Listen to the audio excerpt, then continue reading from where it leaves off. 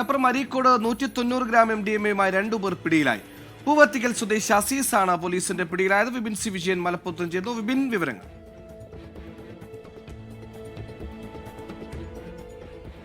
മലപ്പുറത്ത് വീണ്ടും ഒരു വലിയ MDMA വേട്ട ഉണ്ടായിരിക്കുന്നു. അരീക്കോട് ഭാഗത്താണ്. അരീക്കോട് പള്ളിപ്പടിയുടെ ഭാഗത്ത് വെച്ചാണ് ഇപ്പോൾ 2 കാറുകളടക്കം ഇപ്പോൾ പോലീസ് കസ്റ്റഡിയിലെടുത്തിരിക്കുന്നത്. അരീക്കോട് പോലീസും ഡാൻസ് ഓഫ് സംഘവും കൂടുന്നുള്ള പരിശോധനയിൽ 196 ഗ്രാം MDMA ആണ് പിടിച്ചിരിക്കുന്നത്. ഇത് ബാംഗ്ലൂരിൽ നിന്ന് എത്തിച്ചതായിരുന്നു. അത് കൈമാറ്റം ചെയ്യുന്നതിനിടയിലാണ് ഇപ്പോൾ പോലീസിന്റെ പിടിയിലായിരിക്കുന്നത്. അസീസ്, അയാൾ നാട്ടിൽ അറിയപ്പെടുന്നത് അറബി അസീസ് എന്നാണ്. ഈ അറബി അസീസ്, ഷമീർ ബാബു എന്നിവരാണ് ഇപ്പോൾ കസ്റ്റഡിയിലുള്ളത്.